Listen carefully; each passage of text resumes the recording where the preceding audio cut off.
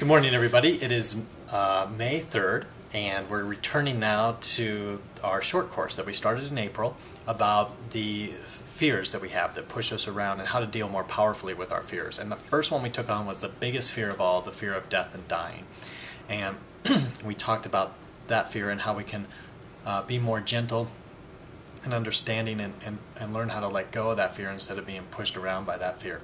The second fear we took on was this fear of scarcity, the idea that there isn't enough stuff. There isn't enough physical stuff, possessions, there isn't enough money, there isn't enough love to go around, and therefore what I need to do is accumulate as much of that stuff as I can and hold on to it as tightly as I can and defend it as viciously as I need to in order to obtain and maintain that stuff, because there just isn't enough stuff. And what I suggested in that talk is there's a difference between true scarcity and scarcity thinking, and that most of us are reacting to scarcity thinking, which creates all sorts of negative thoughts and emotions and really harmful actions to ourselves and to others and to the world by buying into the scarcity thinking without questioning it.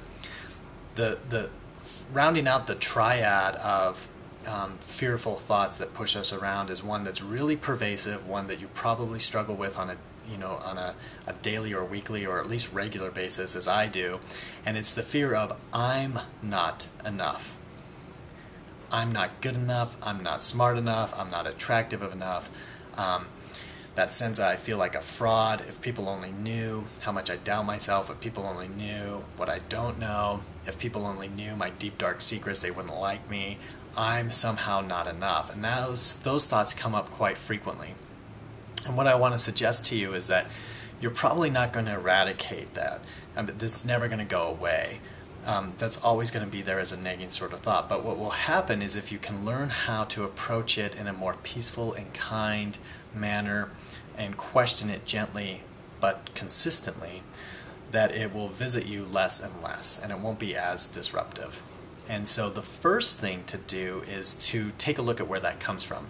And that I'm not enough stance comes from that running commentary, that voice of judgment that's always chattering in your head, always comparing you to somebody else or to some other standard, and telling you how you don't measure up. That voice of judgment that's always running is where this fear comes from.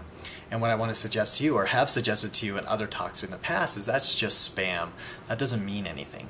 But if you react to it as if it's true without questioning, then you start to do things that really could be hurtful to yourself. You talk to yourself in negative ways, you react in negative ways, and so that voice of judgment needs to be questioned so it doesn't just push you around. And the other thing is you can switch the way, that voice of judgment has power because of one particular stance of approaching the world, and that comes from approaching the world as, approaching life as from the world of measurement, comparisons, comparing yourself to others, comparing yourself to where you think you should be, lots of should sort of thinking.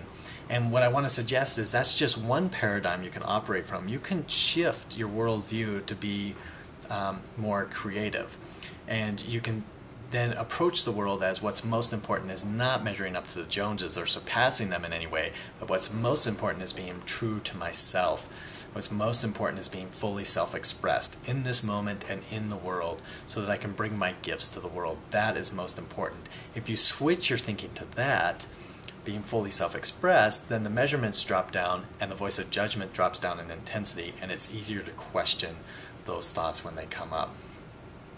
The other thing I want to suggest to you is this very powerful way of visualizing this that comes from Byron Katie. And the idea is that sense of I'm not enough. Usually there's a hollowness inside, and what we're looking for is some way to plug that hollowness or something to put into that gap. So I'm not enough, no one loves me, so I go seeking love to put in there. Or I'm not enough, my position in life isn't enough, and so we go out and we try to find possessions to put there. And we always try to plug the hole externally. And what Katie's teaching is, which was very powerful for me to visualize this, is the reason that there's a gap is because you've left yourself.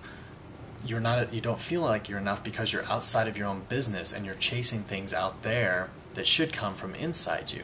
So If you're feeling empty, start with what is it that I'm looking for, and then try to give that gift to yourself. So if I'm feeling empty because I don't feel smart enough, then maybe I could read a little bit in the area I don't feel smart enough and give that gift back to myself and recognize that, wait, I am learning more and I am smart enough. If I don't feel loved, then maybe I can be loving towards myself. If I don't feel appreciated, then maybe I can be appreciative of myself. And when you start to make that a regular practice, along with some of the other suggestions I just talked about, if you start to make them regular practices, what you find is this internal strength, this light that starts to emerge and fill you from the inside because you've returned home to yourself. And that's where we want you to live from. Is be true to yourself, bring forth your best self and your most authentic gifts as regularly as possible, because that makes your life enriched, and when you are enriched, you enrich the world. Thank you so much for spending some time with me. I hope this is helpful to you. I would encourage any sort of comments or appreciate any sort of comments. For those of you that have commented in the past, thank you so much. It means so much to me that you would share your thoughts with me. If there's any topics that you think we should talk about in the weeks or months ahead, please let me know. And I hope you have a great week. Take care.